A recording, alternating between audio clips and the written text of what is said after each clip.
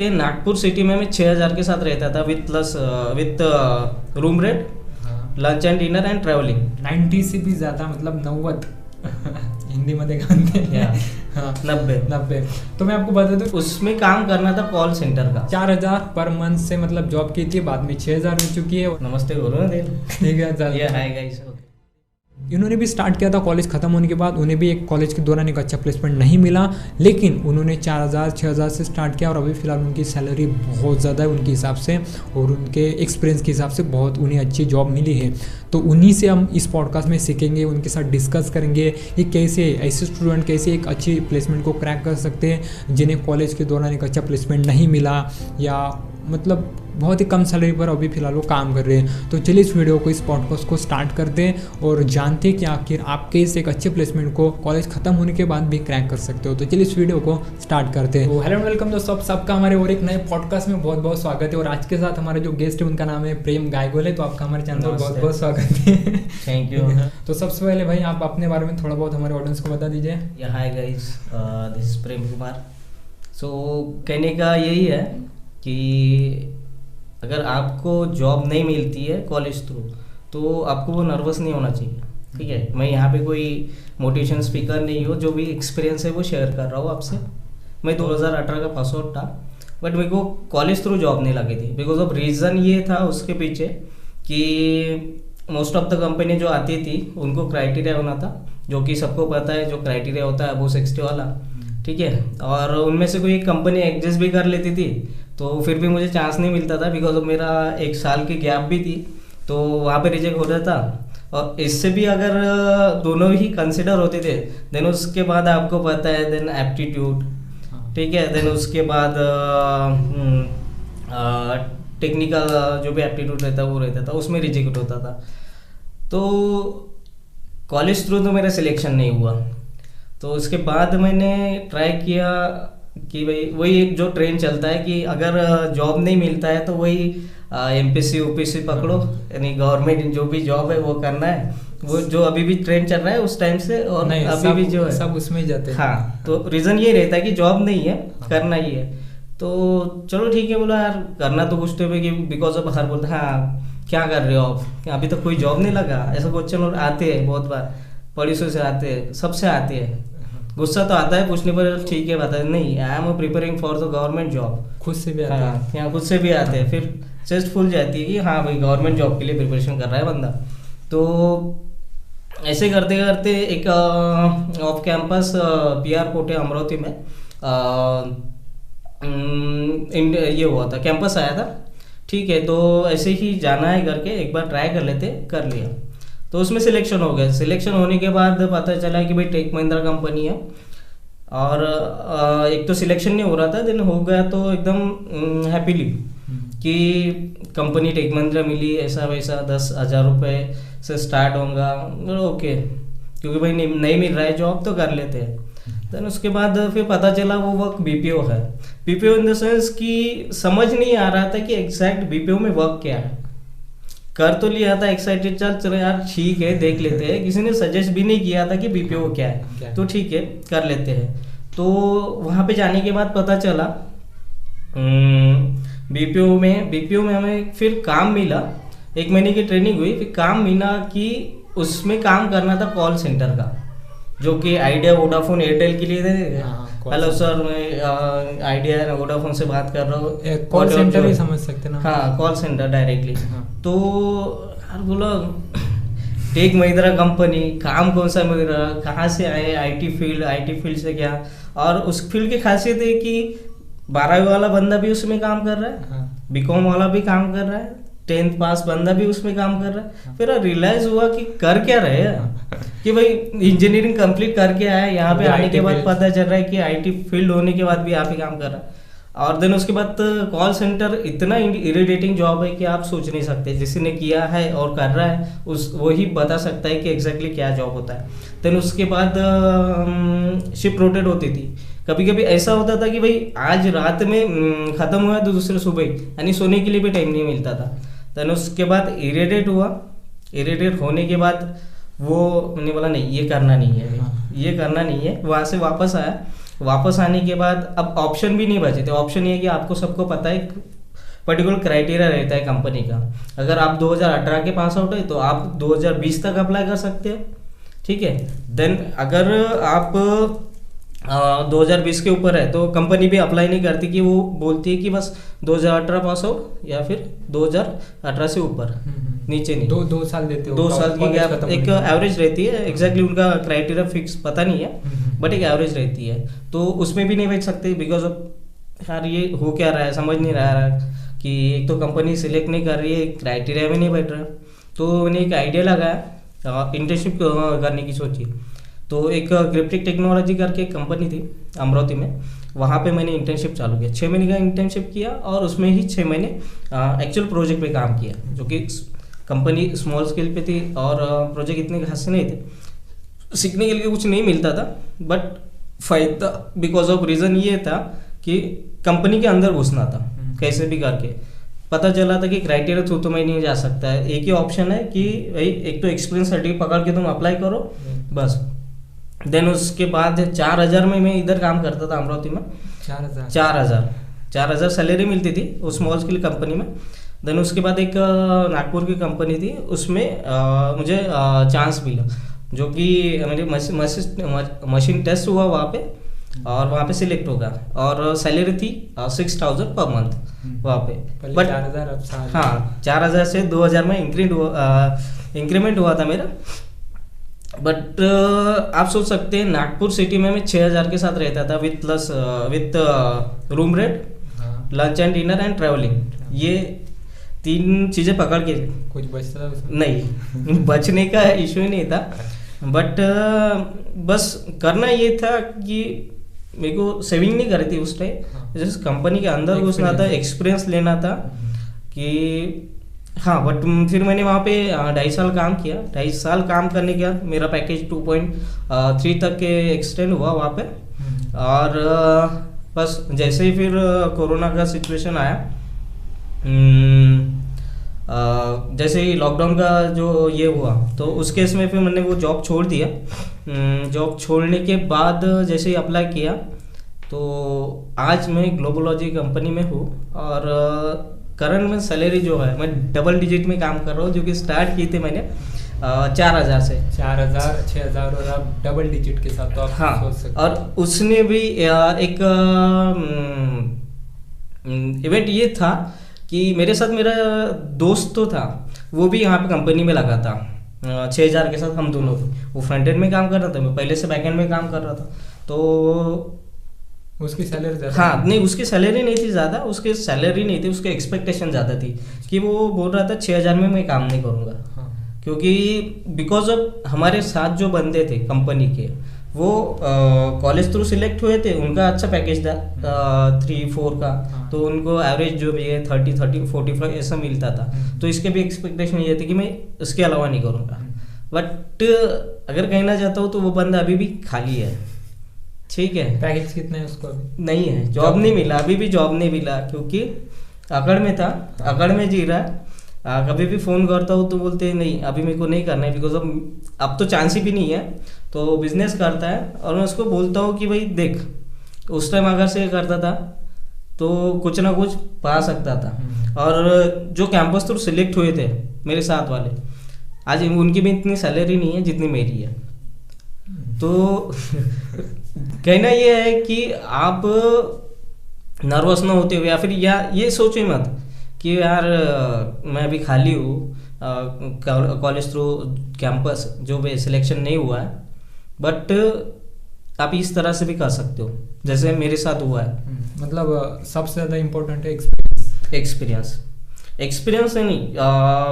Company क्या चाहती है, कंपनी बस उसका क्राइटेरिया फॉलो करना है, उसको क्राइटेरिया क्रैक करना है। अब कंपनी ये नहीं देखेगी बंदा कितना नॉलेजेबल है, कितना टैलेंटेड है। वो क्या सोचेंगे, चलो भाई अबो 60 है मेरे को अबो 60 होना, ठीक है। जितने भी एमएनसी कंपनी होंगी आप देख लेना, कभी वो मशीन टेस्ट नहीं लेती है। ये क्या होती है मशीन टेस्ट में आपको एक टास्क दिए जाएंगे, ठीक है। फ्रेशर वालों को होती है, बट एक्सपीरियंस में जो भी है ये नहीं होती है, ठीक है। एक टास्क दिया जाते हैं और उसको पर्टिकुलर टाइम दिया जाता है और टास्क कंप्लीट करना होता है। तो होते बहुत सारी कंपनी जिसमें टास्क ये होता है, मशीन टेस्ट होती है, बट पर्टिकुलर जितनी भी बड़ी कंपनी देखोगे उतने वो मशीन टेस्ट नहीं लेते। तो रीजन ये है इनका कि कभी सोचता हूँ कि इंटरव्यू में भी जब पूछे जाते हैं वो एक्चुअल में वर्क में नहीं काम आते हैं। अच्छा।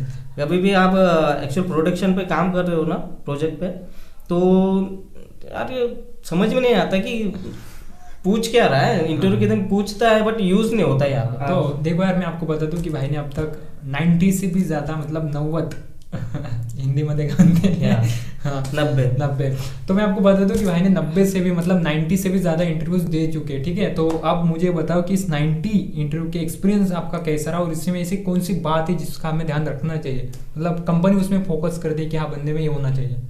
तो सबसे पहले जितने भी इंटरव्यू दिए तो उसमें तो एक पता चली, टेल मी अबाउट योरसेल्फ, एक वो क्वेश्चन कॉमन है, रट लो, कैसे भी रटना है, जो भी रटना है रट लो, टेल मी अबाउट योरसेल्फ। यानी बंदे ने जैसे किसी ने भी पूछ लिया नींद में से उठ के भी, तो टेल मी अबाउट योरसेल्फ खुद से एक्सप्लेन करना ना चाहिए अच्छे से। देन उसके बाद आप जिस प्रोजेक्ट पे काम करते हो तो उसका एक्चुअल फ्लो और एक्चुअल उस प्रोजेक्ट में हो क्या रहा है, ठीक है, ये आपको पता रहनी चाहिए। Because of most of the student के लिए ये होता है कि भाई काम तो कर लेते, प्रोजेक्ट पूरा खत्म हो जाता है, प्रोजेक्ट में एक्चुअल क्या है, फ्लो क्या है, फिर क्या चल रहा है प्रोजेक्ट में नहीं पता होता है। जितना आप प्रोजेक्ट पे काम करोगे, ठीक है, तो आप उससे ही सीखोगे। जो थ्योरी रहता है वो थ्योरी से बेटर है प्रैक्टिकल, राइट। जैसे प्रैक्टिकल पे काम करोगे आपको खुद से क्वेश्चनिंग के आंसरिंग आपको पता चले, ठीक है। अब जैसे ही आप कोई इंटरव्यू के टाइम डेफिनेशन पूछते हैं, ठीक है, ये थेरेटिकली आप डेफिनेशन बता देते हो, बट उसके लिए पहले प्रिपेयर करना होता है। बट प्रोजेक्ट में अगर काम करते हो तो आप एक्चुअल वर्क उसका बता सकते हैं कि भाई इसका यूज क्या है, ठीक है, हाँ, ये आप वहाँ पे प्रॉपरली एक्सप्लेन कर सकते हो अपन किस लिए यूज करते हैं। और वो क्रॉस क्वेश्चनिंग भी होती है तो आप उसको बता सकते हो कि नहीं ये नहीं होता है। And most of the interview में क्वेश्चन जानबूझ के जो रिक्रूटर है जानबूझ के आपको कंफ्यूज करने की सोचेंगे। अगर कोई एक आंसर है पर्टिकुलर, उस आंसर आपका सही भी है तो आर यू श्योर, मतलब टेक्निकल, हाँ, तो वो कंफ्यूज करना चाहेगा। भाई कहना ये है कि अभी जो श्योर रहता है वो बताता है yes I am sure, but नहीं होता आई थिंक, फिर वो कंफ्यूज हो जाता है, तो उससे वो कॉन्फिडेंस लेवल नहीं रहता है। हाँ, कॉन्फिडेंस लेवल चेक करना। हाँ, तो आप अगर श्योर हो तो यस कॉन्फिडेंटली बोल दो कि या आई एम श्योर। अगर भाई मैं तो सीधा रहता हूँ, स्ट्रेट फॉरवर्ड हमेशा रहो, गलत भी है ना तो सीधा बोल दो यस आई एम श्योर। और कोई बात इंटरव्यू के वक्त? इंटरव्यू के वक्त बात जो पहले तो लिसनिंग स्किल जो है वो प्रॉपरली क्वेश्चन सोच लेना कि समझ लेना कि रिक्रूटर कहना क्या चाहता है, या फिर आप कंफ्यूज हो तो उसको पूछो कि आप ये क्वेश्चन पूछना चाहते हो। बिकॉज ऑफ सिलेक्शन प्रोसेस में आपको एक चांस मिलता है। अगर इंटरव्यू कुछ एक्सपेक्ट आपसे कुछ और कर रहा हो और आप एक्सप्लेन कुछ और कर रहे हो, उस टाइम में आप रिजेक्शन के बहुत कम ज़्यादा चांसेस होते हैं। तो पहले कंफर्म कर सकते हो आप रिक्रूटर से कि आप ये चाहते हो या फिर इसको डिटेल एक्सप्लेन करना चाहते यानी एक्सपेक्टेशन करते हो। और इंग्लिश फ्लुएंट मतलब बहुत ज़्यादा चाहिए क्या? नो, इंग्लिश डिपेंड नहीं करती है। इंग्लिश बस इतना है कि भाई खुद को एक्सप्लेन करो, इतनी इंग्लिश आई, मतलब जो बताना है उसको बताना आना चाहिए। हाँ, बस इंग्लिश में जो एक्सप्लेन कर रहे हो वो आपको प्रॉपरली एक्सप्लेन करना आ रहा है, समझ में, रिक्रूटर को समझ में आ रहा है, दैट्स इट। और इंटर्नशिप का कुछ नहीं पूछते? इंटर्नशिप इन द सेंस आता ये अमरावती में आपने की थी? हाँ, इंटर्नशिप का नहीं, देखिए आप अगर आपका सपोज जैसे एक्सपीरियंस काउंट होता है तो प्रीवियसली 2 कंपनी का आपका मैक्सिमम यानी हार्डली वेरिफिकेशन होगा, उसके बाद कंपनी ज़्यादा इंटरेस्ट नहीं लेती। तो फॉरगेट अबाउट दैट कि आपकी इनिशियल कंपनी से आपको पूरा डिटेल ही पूछेंगे, ऐसा नहीं है। हाँ, बट करंट या उसके पहले की जो कंपनी थी उसमें ज़्यादा फोकस होगा, वेरिफिकेशन होगा, दैट्स इट। और आप मतलब पहले 6000 वाले पैकेज पर थे, उसमें रोल कौन सा था आपका? रोल तो मैं यानी जो स्टार्ट किया था, जैसे मैं बैक ऑफिस से वापस आया था, डिसाइड किया था टेक्निकल में जाना है, टेक्निकल में ही जाना है, उसके अलावा कहीं नहीं जाना है। देन उसके बाद जावा से स्टार्ट किया, Java and then Spring Boot, तो कंटिन्यूसली वहाँ पे फोकस कर रहा हूँ एंड अभी एक्सपांड कर रहा हूँ टेक्नोलॉजी जो जो नई नई मिलती। हाँ, जैसे जैसे आप कोई एक टेक्नोलॉजी पकड़ के चलते हो, ठीक है, that is fine, no issue, but world के साथ अपने को भी चलना होता है।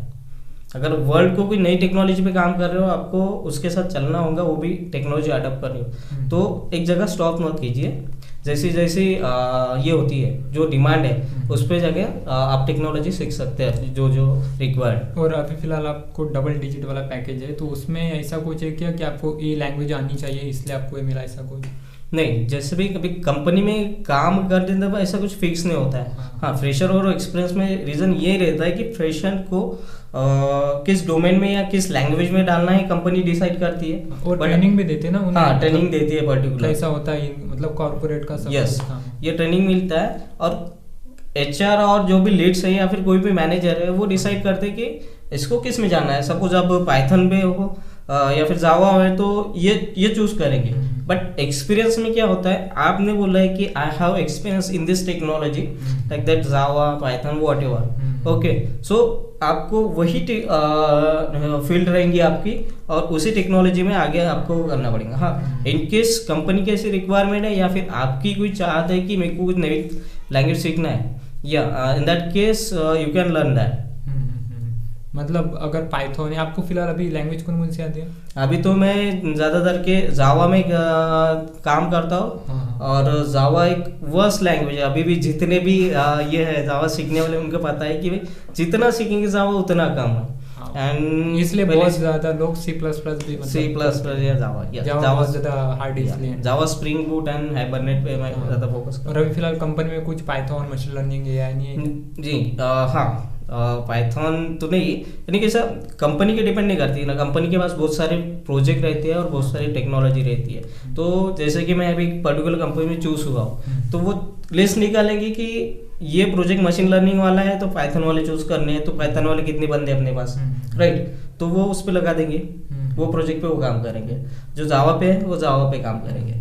और ऐसी कोई बात जिसके वजह से आपको इस जॉब को मतलब लिया उन्होंने, आपको सिलेक्ट किया? हाँ, तो रीज़न ये रहता है कि पर्टिकुलर आपको पहले जो भी रिक्रूटर है पहले वो जानना चाहेगा कि जो एम्प्लॉय है उसको एग्जैक्टली क्या आता है। यानी जो मैं अभी एक पर्टिकुलर प्रोजेक्ट है, तो प्रोजेक्ट के लिए ये अगर मैं एम्प्लॉय लेता हूँ, ये फुलफिल करेंगे कि मेरी रिक्वायरमेंट जो भी टास्क है वो देखेंगे, वो उसकी नज़र में अगर परफेक्ट हुआ देन उसके बाद दे विल बी सिलेक्टेड।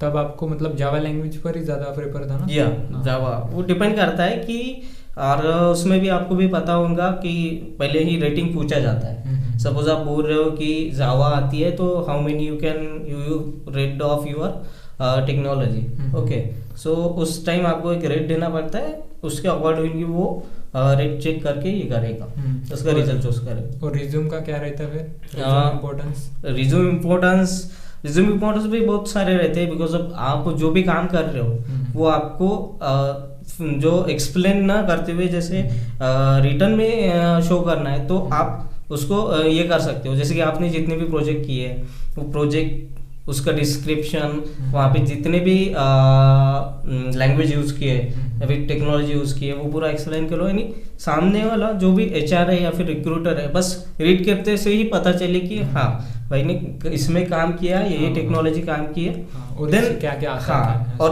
उसके बेसिस पे आपने जो मेंशन किया है अपने रिज्यूमे पे, जो भी टेक्नोलॉजी यूज़ की है उस पर क्वेश्चनिंग होंगे। अच्छा, अब आप ये बताओ कि आपने अपनी इंटरव्यू के लिए प्रिपरेशन कहाँ से की थी?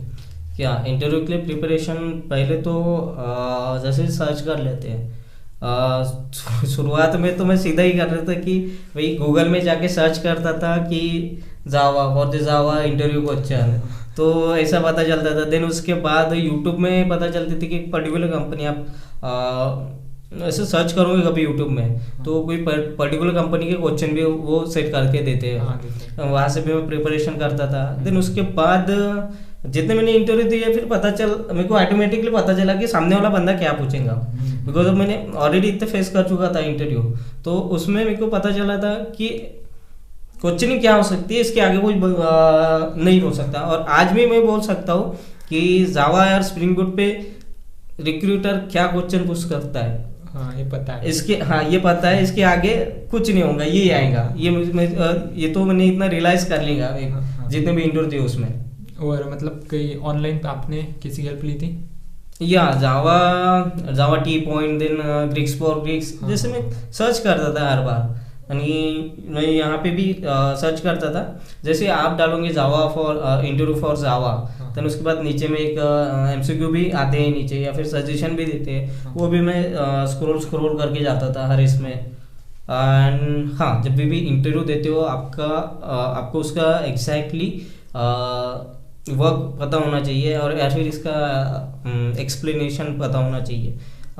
सपोज जावा में आपको इंटरव्यू हो रहा है और उप्स कंसेप्ट पूछ रहा है, ओके, सो उप्स कंसेप्ट का एक्चुअल यूज क्या है, उसका पर्पस क्या है, सब कुछ ये आपको पता होना चाहिए। फिर उसका एग्जाम्पल क्या है, ये रिक्रूटर मैक्सिमम टाइम यही पूछेंगे आपका, एक क्वेश्चन है इसका यूज क्या है, ये किस लिए यूज होता है, देन इसके पास इसका पर्पस क्या है, ये सारी चीजें आपको पता होनी चाहिए। देन आपको इंटरव्यू क्रैक करने के लिए कोई दिक्कत नहीं जाएंगी, बिकॉज ऑफ इंटरव्यू वही चेक ना करना चाहता है कि भाई रट्टा मारा है कि क्या। नहीं मतलब ज्यादा थ्योरी नॉलेज ही चाहिए ना इंटरव्यू के लिए। हाँ, थ्योरी नॉलेज चाहिए, राइट है, बट एक आधा ऐसा रिक्रूटर आएगा, वो जानना चाहेगा कि इसने बस रट्टा मार के आया है कि भाई एक्चुअल नॉलेज भी कुछ है इसको। रखता है हाँ, ऐसा कुछ, तो वो चेक करेगा, तो उस पर भी आप थोड़ा फोकस कर सकते हैं। और अभी फिलहाल आपने मतलब 90 इंटरव्यू दिए, तो फिर ये सब अलग अलग कंपनी के? यस, बहुत ये ज़्यादा। इसमें आप सोच सकते हो कि ये स्मॉल स्केल प्लस एमएनसी हाँ। सारे कंपनी के, बट कुछ प्रोडक्ट बेस्ड कंपनी क्वेश्चन या product base, then service base, सारी क्वेश्चन थी।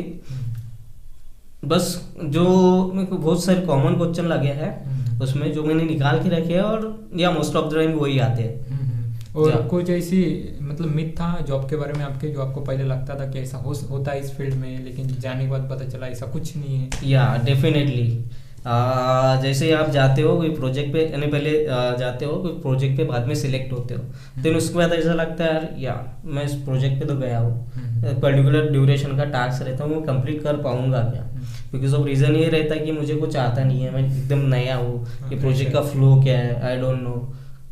तो उस टाइम में ये मिथ होता है कि भाई नहीं, फिर मेरा परफॉर्मेंस अच्छा नहीं होगा, या फिर यार कंपनी मेरे को निकाल देंगी।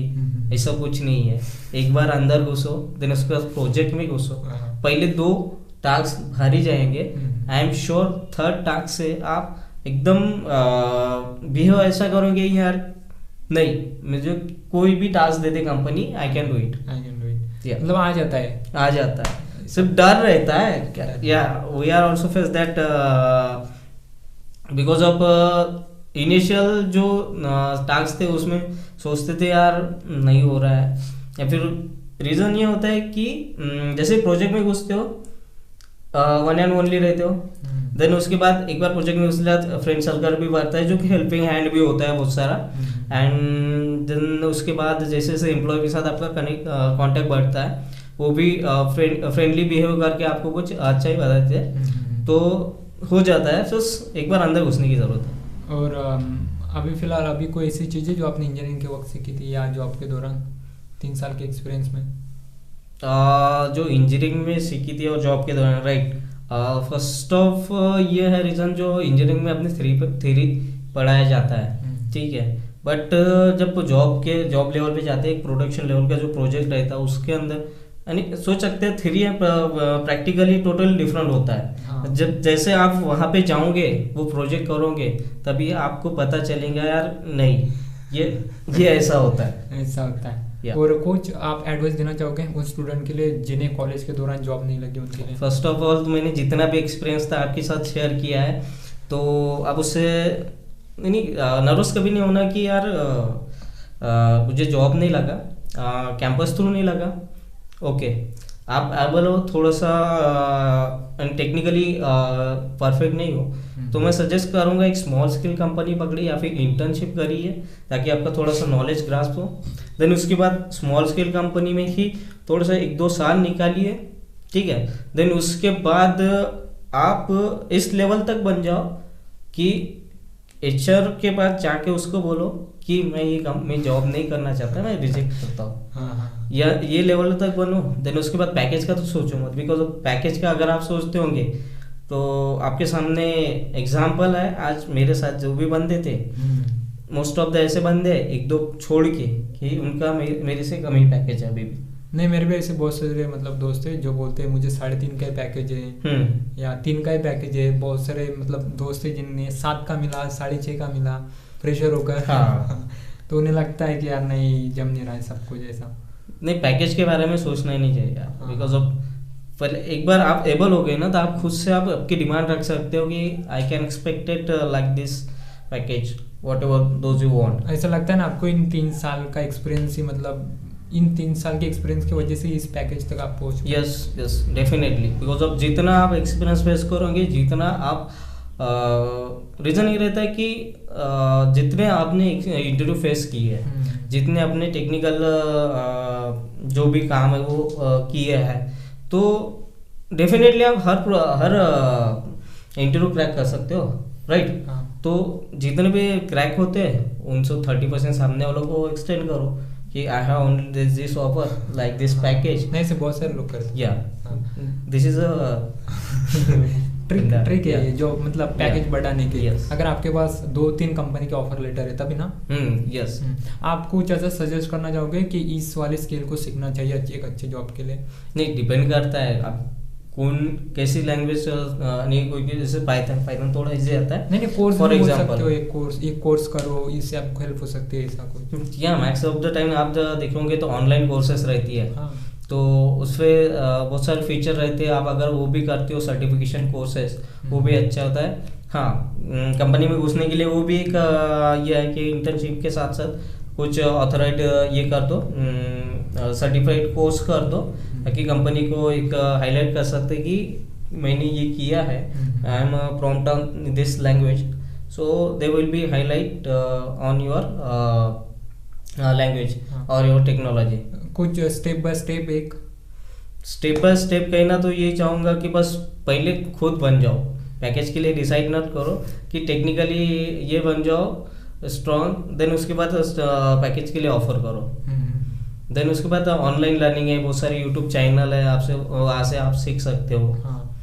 तो हाँ, कॉलेज खत्म होने के बाद ऐसा रहता है ना कि कॉलेज के वक्त हम सर को पूछते हैं, हमारे दोस्त साथ में होते हैं, लेकिन खत्म होने के बाद सब अपने अपने रास्ते चले जाते हैं। मतलब पूछने के ज़्यादा कोई रहते नहीं है कि हमें क्या करना चाहिए, किसके पास प्लेसमेंट ही नहीं रहता ना, तो उसके लिए क्या सजेस्ट करना चाहोगे? मैं तो वही सजेस्ट करना चाहूँगा, आप अगर आईटी फील्ड में जाना चाहते हो तो आपको एकदम प्रॉम्प्ट हो, कंटिन्यूसली तो पहले अपडेट रहना चाहिए आपके, जहाँ इंटरव्यू हो रहा है हर जगह अप्लाई करो, ठीक है। डिसाइड ये मत चूज करो कि मैं वहाँ पे सिलेक्ट होऊंगा नहीं होऊंगा, डिसाइड मत करो, उससे अप्लाई करो, अप्लाई करते जाओ।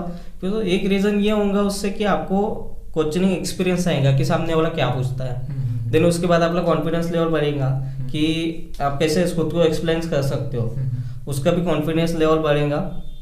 बस इंटरव्यू देते जाना है, रिजेक्ट होते हैं तो उसको छोड़ दो, यानी इतना कुछ मेंटली ये नहीं करना है, बस अपना फोकस वही है कि मुझे लगना है, तो इंटरव्यू देते जाओ, और जितने इंटरव्यू देंगे आप खुद ही एक्सपीरियंस कर लोगे कैसा। अब आप फिलहाल कुछ ऐसा बताओ कि जॉब लगने के बाद कुछ आपको मुश्किल फेस करनी पड़ी किसी चीज़ के बारे में?